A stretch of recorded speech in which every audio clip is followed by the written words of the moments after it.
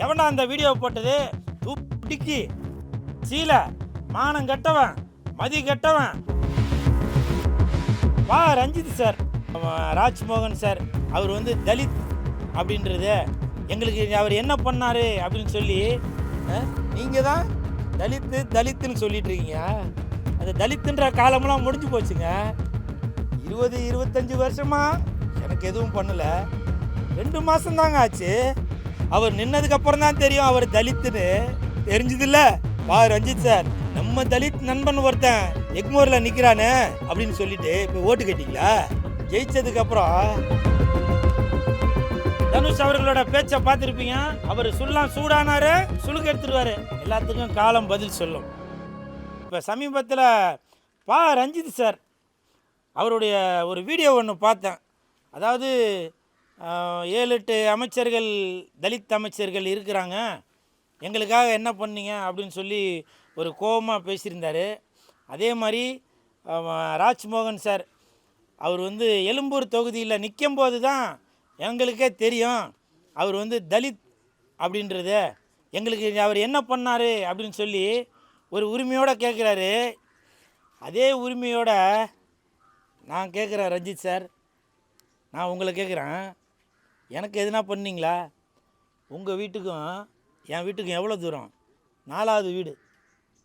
4வது வீடு ரஞ்சித் அவர்களோட வீட்டுக்கும் கூல் சுரேஷ் வீட்டுக்கும் எத்தனை தடவை உங்கள் வீட்டுக்குள்ளே வந்து நான் நின்றுருப்பேன். எத்தனை தடவை உங்கள் ஆஃபீஸ்க்கு வந்து நான் நின்றுருப்பேன்.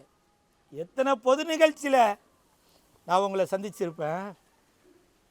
ஒரே ஒரு வாய்ப்பு இல்லைல்ல. 20-25 வருஷமாக என்ன தெரியும் உங்களுக்கு. எனக்கு எதுவும் பண்ணலை. 2 மாதம்தாங்க ஆச்சு அமைச்சராகி ராஜ்மோகன் அவர்கள். 2 மாதம்தான் ஆகுது. என்ன பண்ணீங்கன்னு கேட்குறீங்களே, இது நியாயமா? சொல்லுங்கள், நியாயமா? அது வெயிட் பண்ணுங்க.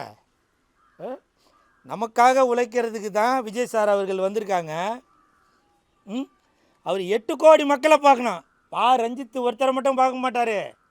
8 கோடி மக்களை பார்க்கணும் அமைச்சர் ராஜ்மோகன் அவர்கள். அதனால் கொஞ்சம் வெயிட் பண்ணுங்கள் ரஞ்சித் சார். ஆனால் நான் வெயிட் பண்ணுறேன்.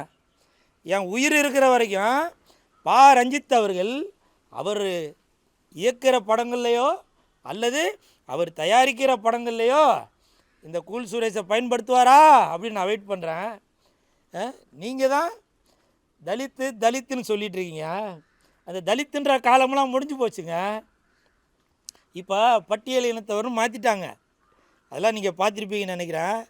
இப்போவும் சொல்கிறேன், பெருமையோடு சொல்கிறேன், இன்றைக்கி நான் இந்த அளவுக்கு வளர்ந்துருக்கேன்னா அதே தலித் நண்பர்கள் தான் என்னை வளர்த்து விட்டது. வன்னியர்கள் தான் என்னை வளர்த்து விட்டது. நான் ஒரு சமுதாயத்தை சேர்ந்தவன், அந்த சமுதாயம் என்னை வளர்க்கலை. ஆனால் தலித் மக்களும் வன்னியர் மக்களும் தான் என்னை வளர்த்தது. நான் அது பெருமையாக சொல்லுவேன். அப்படி இருக்கும்போது ரஞ்சித் சார், நீங்கள் இன்னொரு வார்த்தை ஒன்று சொல்லியிருந்தீங்க. அவர் ஒரு யூடியூபரு. யார்? ராஜ்மோகன் அவர்கள். அவர் ஒரு யூடியூபரு அப்படின்னு சொல்லியிருந்தீங்க. ஏன் சார் யூடியூபர்னால் அமைச்சர் ஆகக்கூடாதா?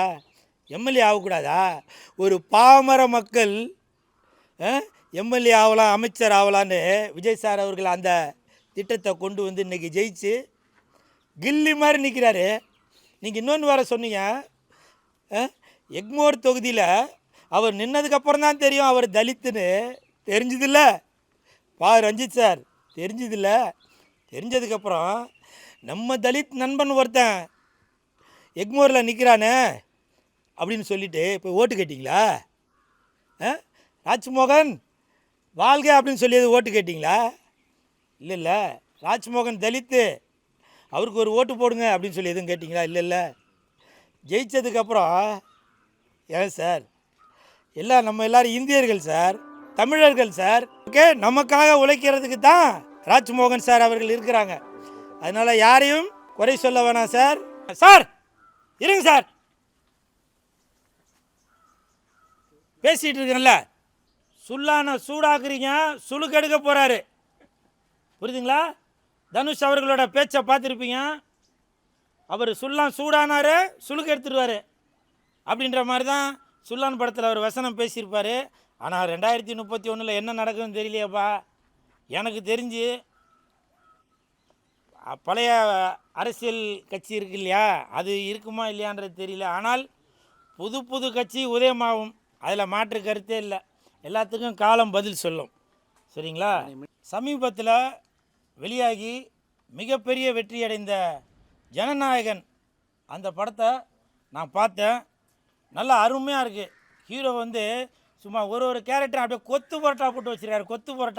கொத்து பரோட்டான்னு சொல்கிறத விட அதில் வந்து கலக்கி, அப்புறம் கரண்டி ஆம்லெட்டு, பொடி மாசு, இது எல்லாமே போட்டு சும்மா தூள் கலப்பி வச்சுருக்காரு. ஸோ இந்த ஜனநாயகன் லேட்டாக ரிலீஸ் ஆனாலும் லேட்டஸ்ட்டாக ஆன மாதிரி நல்லா சூப்பராக வந்திருக்கு.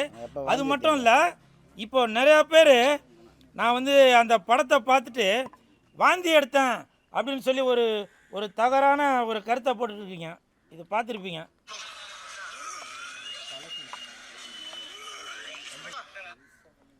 இப்போ இந்த வீடியோ கடந்த 4 வருடத்திற்கு முன்னால் வேற ஒரு படத்துக்கு, வெந்து தணிந்தது காடு, அந்த படத்துக்காக நடந்த சம்பவம் அது. அதாவது அந்த கூட்ட நெரிசலில் நான் மாட்டி மயக்கம் வந்து வாந்தி வந்தது. ஆனால் இப்போ சில விஷ கிருமிகள் இந்த மாதிரி ஒரு வேலையை பார்ப்பதற்காக, விஜய் சாருக்கு களங்கம் ஏற்படுத்துவதற்காக, இந்த ஜனநாயகன் படத்தை ஓட விடக்கூடாது என்பதற்காக சில தீய சக்தி, தீஞ்சு போன சக்தி இந்த மாதிரி வேலையை பார்த்துருக்காங்க. இது முதல்ல பார்த்து என் ஆயா தான் பார்த்துச்சு. என் ஆயா பார்த்துட்டு அப்படியே பதறிட்டாங்க. அப்படியே பேராண்டி, என்னடா அது, நீ விஜய் சாருக்கு சப்போர்ட் பண்ணுறாள், என்ன இந்த மாதிரி ஒரு வீடியோ வந்திருக்குது அப்படின்னு சொல்லி எங்கள் ஆயாவே திட்டுது. எவன்டா அந்த வீடியோ போட்டது, தூக்கி சீலை, மானம் கெட்டவன், மதி கெட்டவன், அவனை கொண்டே குழியில் வைக்க, வாயில் பச்சரிசி போட, இப்படிலாம் என் ஆயா அவங்கள திட்டு. அப்போ நான் சொன்னேன், ஆயா அப்படிலாம் ஒன்றும் திட்டாதாயா, நான் எப்போவுமே எல்லா படங்களுமே நல்லா ஓடணும் அப்படின்னு சொல்லி வாழ்த்துறாள். இது ஏதோ தெரியாதால் ஜனநாயகன் படத்திற்கு ஆப்போசிட்டாக ஏதோ ஒரு வேலை பார்த்துருக்காங்க, அதனால் அவங்கள திட்டாதீங்க ஆயா அப்படின்னு சொல்லி சொன்னேன். அதனால் தயவு செய்து நீங்கள் இந்த மாதிரி விஜய் சாரோட படத்தை ஓட விடக்கூடாது என்பதற்காக இந்த மாதிரி ஒரு தவறான கருத்தை பரப்பிட்டு வராதிங்க. சரிங்களா? நன்றி. இன்று திருவள்ளூர் மாவட்டம் பூதூர் அந்த கிராமத்தில் 2 குழந்தைகள்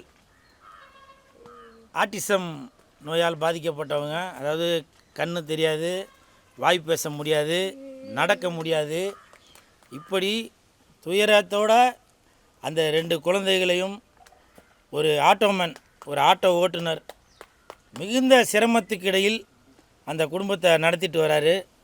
உடனே லெஜண்ட் அவர்கள் தன்னால் முடிந்த உதவியாக ஒரு உதவித்தொகையும் கொடுத்து அந்த வீட்டுக்கு தேவையான மளிகை பொருட்கள், அரிசி, பருப்பு, உப்பு, சோப்பு, ப்ரஷ்ஷு, இப்படி எல்லாமே கொடுத்து அந்த குழந்தை தன்னுடைய குழந்தை போல பாவித்து அந்த குடும்பத்துக்கு என்னென்ன தேவையோ உடனே செய்து கொடுங்க கூல் சுரேஷ் அப்படின்னு சொல்லியிருந்தார்.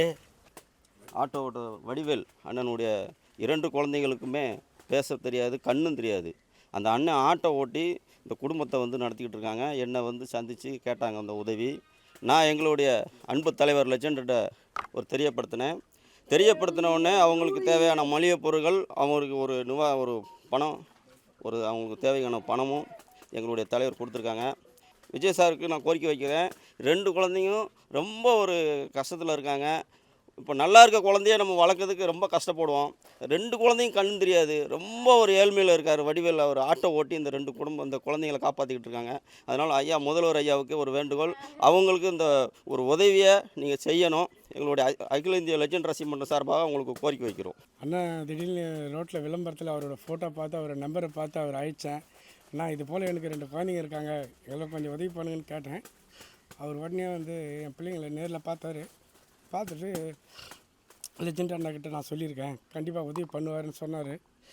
ஆட்டோ ஓட்டி தான் நம்ம குடும்பத்தை நடத்தினிருக்கோம். அந்த ஆட்டோ கடன் இல்லாத இருந்தால் நான் நல்லா இருக்குன்னு தான் நான் நம்ம சுதாகர் அண்ணங்கிட்டே சொல்லியிருந்தேன். நம்ம பெருசாக இல்லைனா கூட அன்றைக்கி நம்ம உழைக்கிறது பிள்ளைங்களை காப்பாற்றலாம், அதுவே போதும். ஆட்டோ வந்து டியூவில் தான் எடுத்துருக்கீங்களா? ஆமாம். இன்னும் எவ்வளோ கட்ட வேண்டியது இருக்குது? 1 லட்ச ரூபா கட்டி வண்டி எடுத்தோம், மீதி பேலன்ஸ் கட்ட வேண்டியிருக்கோம்.